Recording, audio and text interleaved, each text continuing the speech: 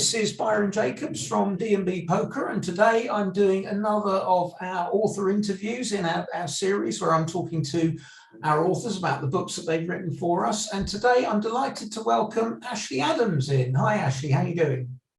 I'm well. Good morning or good afternoon. It might be good morning for you, but it's good afternoon for me. Um, Ashley's written this book for us. So I have to hold it in front of my face, I'm afraid, otherwise it disappears. Winning Poker in 30 Minutes a Day.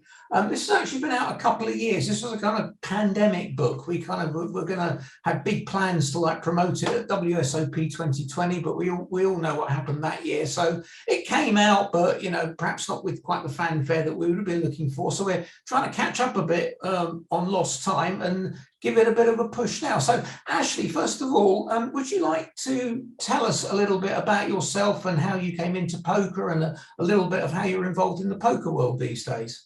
Sure. Just a quick history.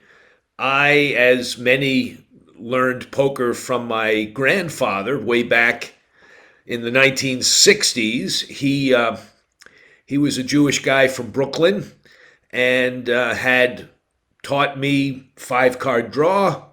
I have a brother a year younger, so he and my brother and I would play five card draw endlessly. I did not know there were other forms of poker until my stepfather taught me at about the age of 7 about stud games, and we played for buttons until I got to high school, and then I started playing it for change. And then when Foxwoods opened, Foxwoods Resort Casino in Connecticut, that was my first casino experience, and I played stud, lost at it, read a little bit, but then kind of figured out a technique for beating the 7 card stud game. And then, of course, stud devolved and Hold'em replaced it, and I learned a strategy for no limit Hold'em. And I've built on that to the point that I've been a successful player since around 1998. I've had a winning record. And I play now.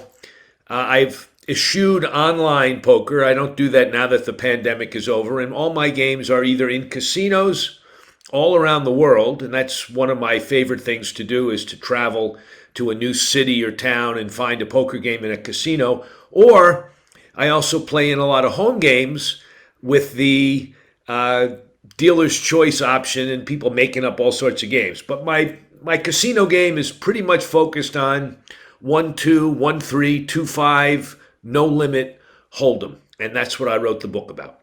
Okay, so this is very much aimed at the target market here. It's kind of like, you might say, like a serious social player, something like that. Not someone who's like really heavily into it, but likes to play I and think likes to have fun playing. the best term to describe me is a winning semi-professional player, and that is I make a small amount of money a year. It's not my principal form of remuneration. I'm a union organizer and negotiator and teacher by training, but on the side, I've played poker to a level where I make money at it consistently, demonstrably. I pay taxes. And perhaps it could be my primary income if that was what I wanted to do. But frankly, I think for most people, poker is much better as a hobby or a second job than as a principal job. That makes a lot of sense. I think I would concur with the experiences I've picked up with my interactions in the poker world, certainly. So the book, would you say, I mean, from obviously I've worked on the book and I've read the book, but I want your opinions on it rather than mine. Otherwise, I'm much joy talking to you. Would you say this is? I mean, it seems primarily geared towards players who play live in a casino, as you prefer to do. Can players who play online, can they gain useful information from the books? Yeah, if you play low stakes online, like the $20 or $50 or $100 buy-in games, or if you play in a casino, and there are few games lower than 1-2, but there are occasional games lower, up to 2-5. And I'm speaking very generally because individual stakes, the range of play may differ. But if you play at that level, most players don't win. They lose. and they may lie and say they tend to break even, but if they were to keep records, the vast majority of players lose. What I've provided in that book, and I'm not objective, of course, but I've read a lot of poker books. This book in particular focuses not on the higher level skills to be a world's champ, but how to be good enough, to understand the basics good enough and some advanced play well enough to be profitable in the long run. As well as, of course, in the short run, people are going to have winning and losing sessions. But most players, they want to win, but they don't really know what specifically, concretely they need to do to become a winning player. I teach them that in small, bite-sized pieces so it's not overwhelming. And, it says 30 minutes a day.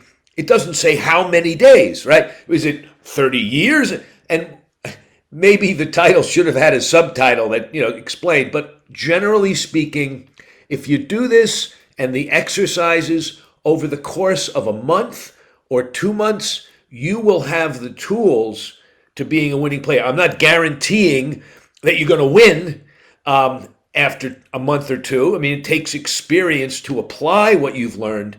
But in the book, if you master what I'm teaching, I am confident that over time you will become a winning player. Again, if you apply what I have taught and if you master it.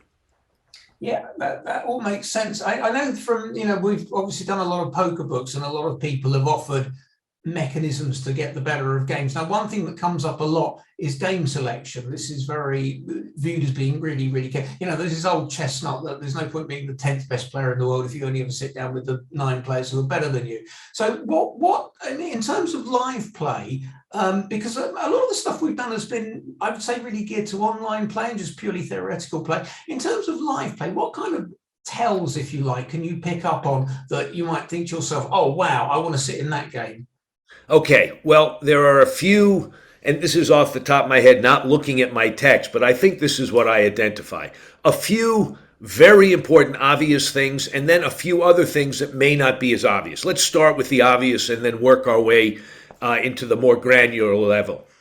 The first thing you need to find is a table that has players with money. I mean, that may seem obvious and silly, but especially in the fairly large poker rooms like the Vic in London or Foxwoods in Connecticut or the Bellagio or the Venetian or one of those big rooms or the California rooms, there are a lot of games at individual levels. They'll be at Foxwoods, you may have 20, 25, 30 games of 1-2 and another 10 at 2-5.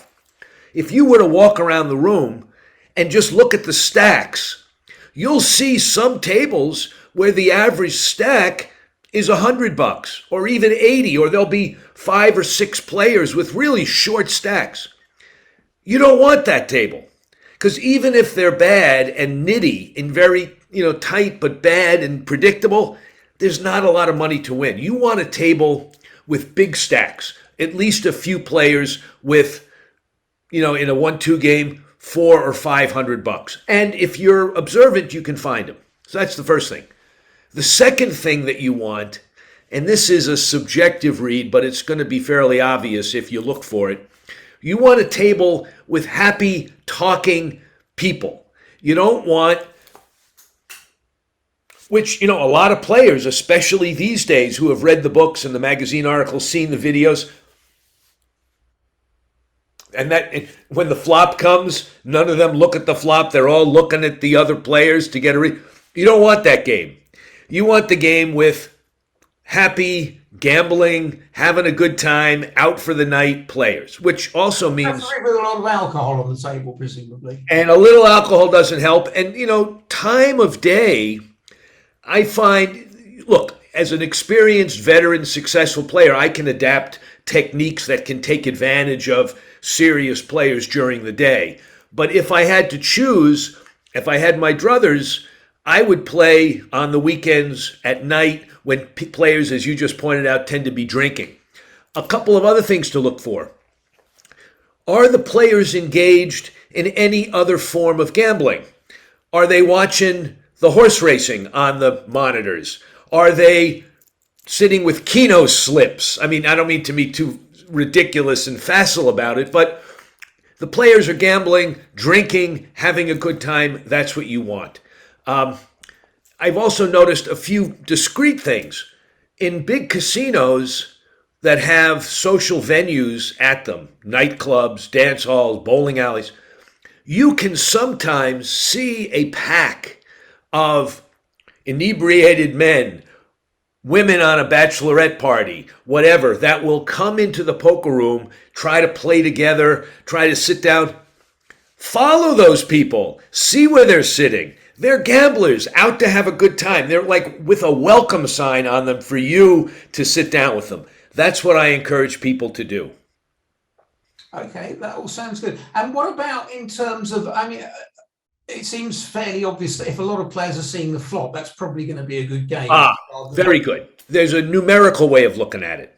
Count the number of people left at showdown, on the turn, on the flop. The more the better. If you got heads up battles, if you're watching the table for even 3 to 5 minutes, and the 4 or 5 hands that you've seen are heads up where a guy raises pre-flop, one guy calls, and they fight it out to the river, or a lot of times pots being conceded, you don't want a tight table like that. You want $20. Call, what the hell? Sure, I'll call. I guess I got to call too. I'm priced in. Well, that's what you want. You pointed it out well, Byron. You want a lot of action with a lot of people. And the other thing is, ideally, you'd have a lot of calling and not a lot of raising.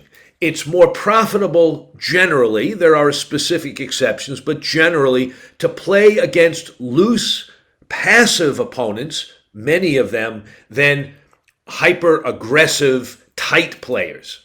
So that's also what you want to look for, and I'm glad you reminded me. Okay. And slightly, sorry, something came into my mind. I forgot what my point was. Okay, so we've got we want games where there are, obviously many players around the table. We want them seeing a lot of flops, and also that kind of calling style of player who tends to go not raise too much, tends to call the bet just to see if they can hit their card, or just to see if you're really got what you're representing, stuff like that. Are there other specific things that people might do, like maybe on the flop or pre-flop or something that makes you, other than simply playing? I don't think you need to get more specific than that to start. There are other things to look for. Players that know each other and tend to, be there socially. That's good. Players that are very aggressive with each other. Check raising, something you want to stay away from. And there's not much of that in No Limit anyway. Bet sizing, if people tend to raise the flop by the minimum, that's better than if they're very aggressive, although there are techniques for taking advantage of people raising blind, insane, maniacal play. You got to be willing to withstand the roller coaster ride, the high variance, but that's a good thing. Prop bets, like people saying, all right, on the side, let's put up $10 on whether the flop will be a majority red or a majority black. Stuff like that. That's good, more gambling. But I think we've said enough about game selection. You do then have to make sure your game is on point, because just because it's an easier table, if your game isn't in good shape, you're going to lose anyway. Yeah, I've sometimes, when I used to play more than I do now, I would sometimes sort of join a game like this, where everyone was splashing around quite a lot. And I find that I kind of end up misplaying it, because you just want to get involved in the pots all the time. You see these people winning with ridiculous hands, and you think, well, I've got something, it's a bit substandard, but they're also bad. But of course, I suppose what you should be doing is just waiting for your very strong premium type hands and making sure you get in there with a big edge, rather than getting sucked in because you just think, the action just looks so good. There are techniques, obviously, and styles of play that can exploit any type of moderately predictable opponent. And in fact, there are some very good books about applying game theory and the like, and there are solvers you can look at, all sorts of tools and techniques for taking advantage of excellent players. What I focus on, though, is developing a style of play that will give you the edge over the typical player, the Sure. typical recreational player that I suggest people look for. And that style of play, for the most part, needs to start out as what's generally described as tight and aggressive.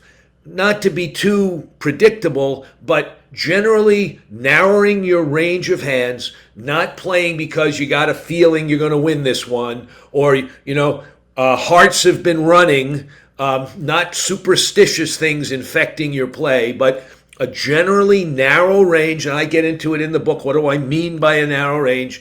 And when you see that you have an edge, rather than trying to get fancy, generally speaking, pressing your advantage with aggressive play, not trying to suck people in by slow playing. Now, there are, as I move through the strategy development in my book, I introduce the concepts of slow playing.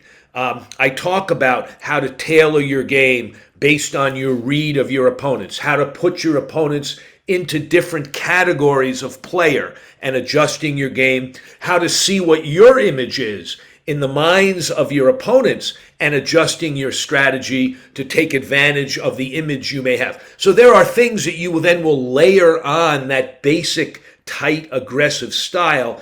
But first, you must learn to limit your range and to be aggressive. That's what I teach.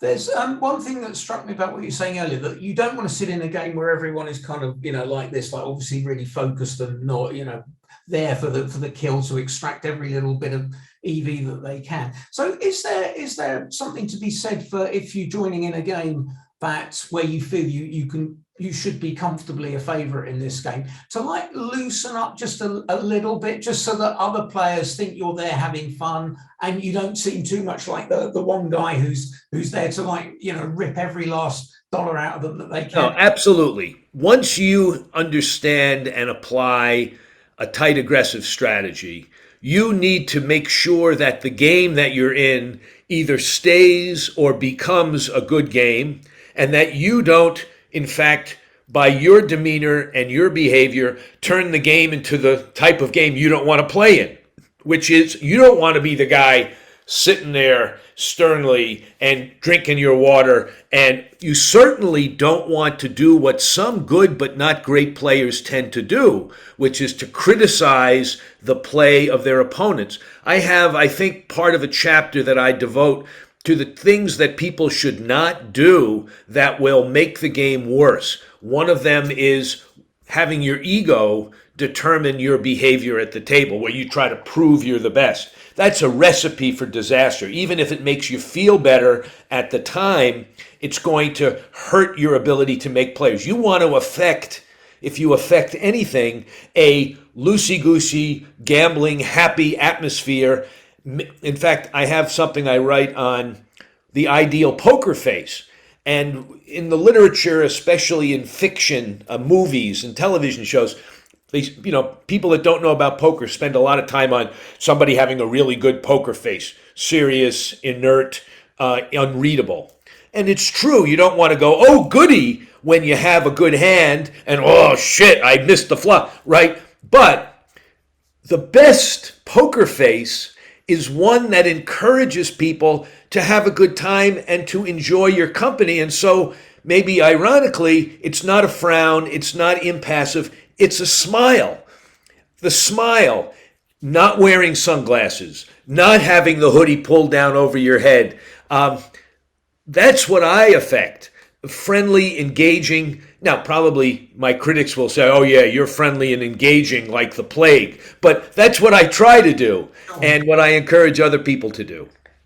Okay. Do you have any strong advice you would offer about how, like, if you have say you're in a game where it's a $200 buy-in. If you lose, like, I don't know, 3 buy-ins or something, do you think it's a good idea to just call it quits for the evening and come back again? Or if the game is really good, but you just happen to have had 3 accidents, should you just stick around even though you're kind of not feeling?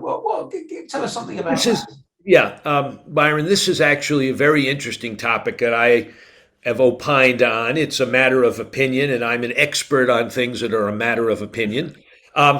And my thought is, for most players, not the superhuman, not the professional top-line poker player, for most of us mere mortals, money management is important. I know the thinking and the writing of a lot of we who write poker books and articles is, as long as the game is good, you should be there. You should never have a predetermined win limit or loss limit or time limit. You should just be there as long as the game is good. And while that is intellectually appealing, it makes sense, as a practical matter, it can be a recipe for disaster. Why? Because your ability to assess whether the game is good in an activity such as poker is really affected often by how you're doing and how long you've been playing. We tend to inflate our ability at the table and deflate the skill of the other people, which means it's an easy error to underestimate how bad the game is and how bad your play may have become. So it's 12 hours into the session. You've burned through 5 buy-ins. You've tapped out your credit cards. You're sitting there with your last $700 at risk on the table. Is it time to leave? Well, in that condition, you look around the table and you think, I'm better than these assholes. I can still win. And you think, I'm fine. I'm going to do what those poker writers say. I'm going to stay because the game's... No, brother. Your skills have really diminished. You're not reading it accurately. If you had a preset limit, you'd be better off. You can always come back and play again. Generally speaking, even though you will be giving up the potential of winning in a game that still is good, I find it better to at least establish that after every hour or two, you will walk away from the table, give yourself a break, assess how you're doing, and also acknowledge that once you've lost a certain amount of money, and in some cases, once you've won a certain amount of money, your judgment may be cockeyed. And it's better to just say, you know what? I may be giving up a great game. It's been 6 hours. I'm done. So that's a long-winded answer to the fact that it does make sense for most people to set limits. I'm not going to say to you, multiple of 3 buy-ins. If you're ahead 3 buy-ins, you should quit. Or if you lose 2, you're done. I don't have a formula that simplistic. But set something in advance and at least reassess by walking away from the table when you reach those limits and see, all right, you know what? No, I am doing really well. I'm really clear thinking. Those players, they're still the bad ones, still have deep stacks. I'm going to stick it out for another couple of hours. Sure, but give yourself the break.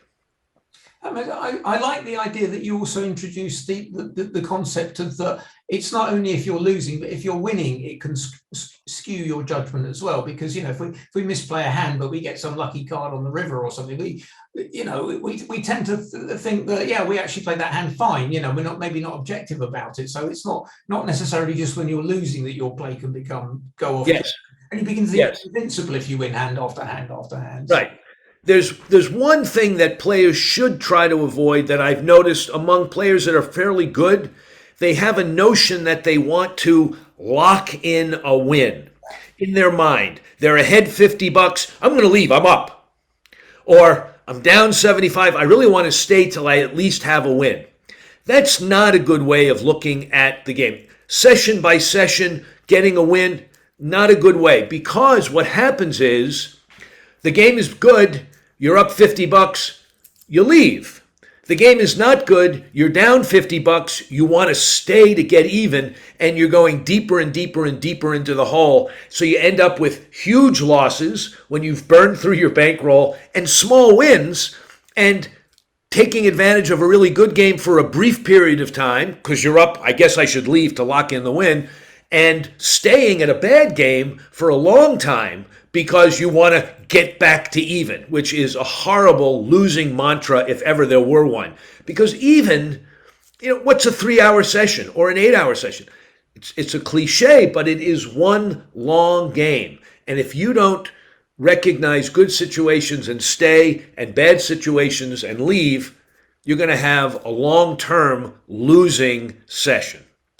Well, that's great. Thank you very much, Ashley. So I just want to recap that this is the book that Ashley wrote for us. A lot of the stuff, I'm sorry I have to put this, like I said earlier, in front of my face. It won't come up otherwise. A lot of the topics that we've been discussing in this interview are expanded substantially in this book. So if you've engaged with what we're saying and you think Ashley's onto something, which he obviously is, he's a successful winning player, then get the book and you'll learn a lot more about all these topics. So just to wind up, let's say you have to give someone 3 key tips. It could be things that we've already mentioned in the interview, just in a couple of sentences, just like the 3 key things that will really kind of nail it for to improve their game in this kind of social live play situation. Yeah, I guess, and this you're giving me a softball pitch, but I haven't thought about how to answer concisely. So let me try to do it really quickly and simply.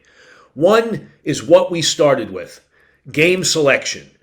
The most important skill that I have is I can accurately assess where I stand relative to the field and find players who are worse or no better than I am.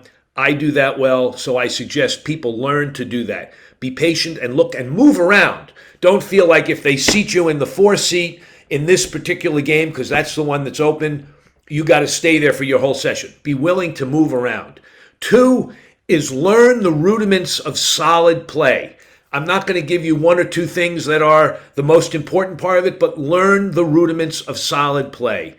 And 3, be observant and keep on learning. Keep current, read, watch videos, talk to people about it so your brain is engaged regularly in what you're doing and what you're not doing at the table. Those 3 things. Buy all our books, obviously. That will help you. That will help you as well. That's right. Get my book. There you go. Ashley, thank you very much. That's been great, very informative. Thank you for your time, and good luck at the tables. Thanks, Byron. Nice chatting with you. You too, Ashley. Thank you. Bye-bye.